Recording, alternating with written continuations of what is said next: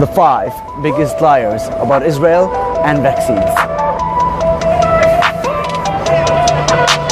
Since the COVID vaccine came out, Israel has been attacked from every direction. But Israel is leading the world in vaccinations. From vaccinating foreign workers and journalists to vaccinating peacekeeping forces in the Sinai.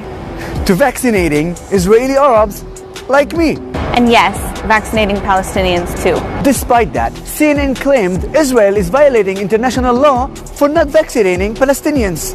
It is part of the Oslo Accords for an occupying power to take care of the medical needs of those citizens. This is a lie.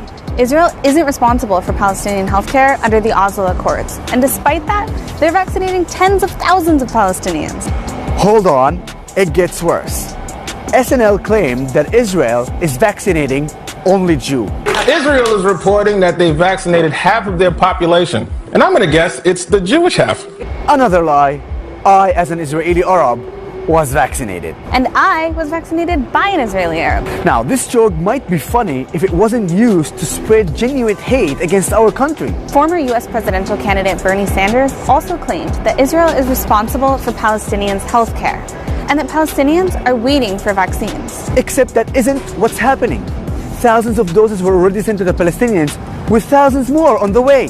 Israel also set up stands to vaccinate Palestinians in East Jerusalem. All these were, of course, repeated by the "as a Jew, if not now" and Jewish Voice for Peace. After all, who cares about the facts when you can blame Israel?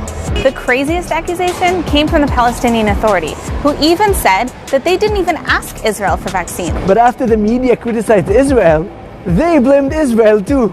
In 2020, they spent $500 million shekels on salaries to terrorists instead of vaccines. Israel is committed to vaccinating as many people as possible, and that benefits both sides. Khalas with the